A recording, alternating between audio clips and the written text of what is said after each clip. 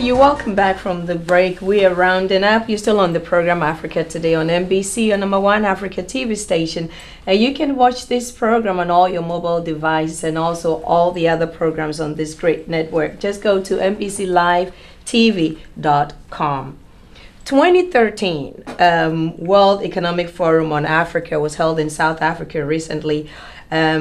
And on the theme delivering on Africa's promise, and I'm like, I like that.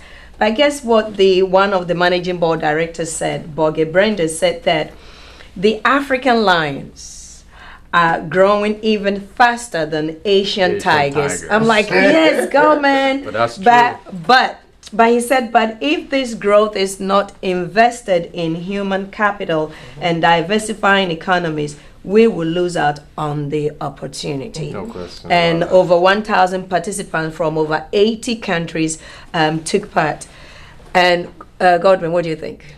I agree. The African lions, right? They said the African lions are growing even faster than the Asian tigers. I agree perfectly. But then remember, the Asian tigers been running to Africa now. They're going there to invest. That's part of their growth. Yeah, they are going there to invest. That's basically. They just don't sit and wait for things to happen. They are going out. They think that we've sort of accomplished something. They don't sit on that. They actually diversify and decentralize. That's the whole idea. Now, you can judge a nation's growth or development by the way it invests in its people, the way it educates its people.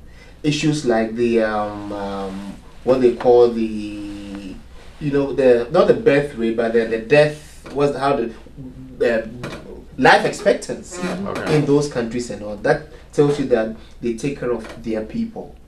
And I have said that Africa has. Everywhere I go, Africa has a huge potential.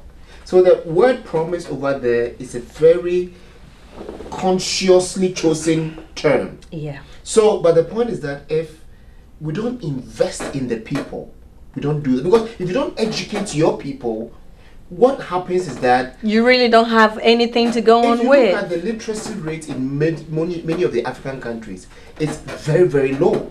And that you can actually judge that by the level of development that you have in the country. So only a few people in those countries are really educated, and that creates a huge gap between the few who are doing well, who are educated, and the many people who are not doing well, who are uneducated.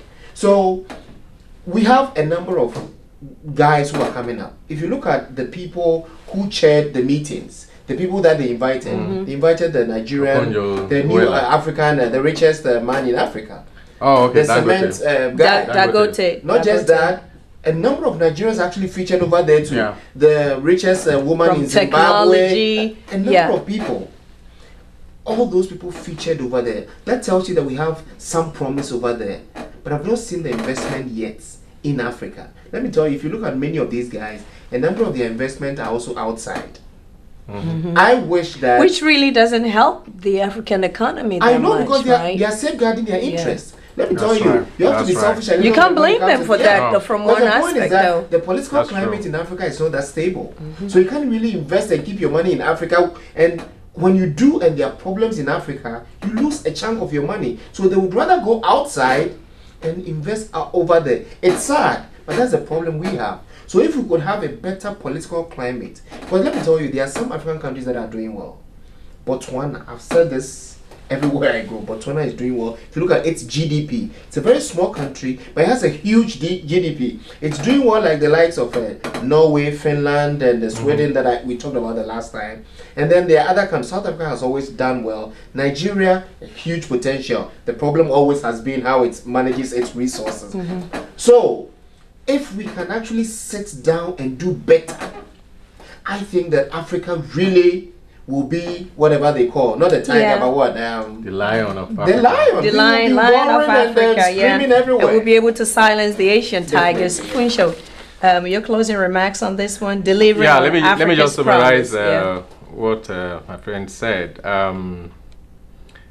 In this same, you see, a lot of people came in here and they said so beautiful stuffs, but talk is cheap. Talk is very cheap, particularly when you look at the fact that Africa, especially when it comes to government, when it comes to institution, we're first class when it comes to formulating policies. But seeing these policies through, what we have written down in the policy, we can just execute successfully 10%, Africa will not be where it is today. And someone rightly said that success is not a destination, it is a journey. Sure. Because it simply means if it is a destination, by the time you finish the journey, it's over. And when it is over, you begin to go down. So it is a life journey. What you said too, which I perfectly agree with, is GDP is good, but this is not about GDP. But when you put education first, all these folks that went into South Africa, give them another 50 years, they're gone. Yeah. Most of them, their kids will even squander what they have built. Yeah. But therefore, even if they live life forever, what is the percentage of these people? Maybe even 0.5% of African population. But when you educate, like you rightly said, it means that there are people that you are bringing up that is going to take over from them. They don't have to be families. That's what the nation is all about. The number 2 issue is, after you have educated, you also have to empower. Because if you do not empower, if you employ you create jobs for people and they are coming out of the university and they are getting jobs and they are doing 9 to 5 and they are enjoying their lives, you are never ever going to develop. And that's the second thing we need after education. In other words, we have to create a kind of situation that we have. For instance, America is crazily running after the middle class. The middle class is not just to give them employment, but to make them entrepreneurs. They have this small scale. In Nigeria, for instance, we have what we call the SME. SME is a small and medium scale industry or entrepreneurs. But then they are just there by name, by structure. You have to empower them. There has to be facilities to get enough money to be able to build their business. There has to be a bureau that will help them build their business and all of that. When that is done, that's when the economy is going to develop. Not that you have 50 of Dangotes, it's not going to develop Nigeria.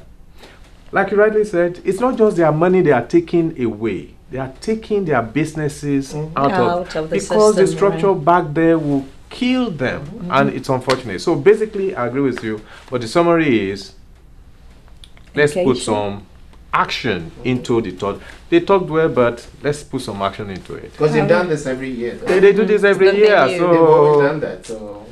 All right, so the African lions are growing even faster than the Asian tigers. And on that note, thank you, Godwin. Thank you, Funshu, for coming in again. Viewers, thank you for watching the program. Remember, you can watch this program and all the other programs on this network. Just go to NBCLiveTV.com.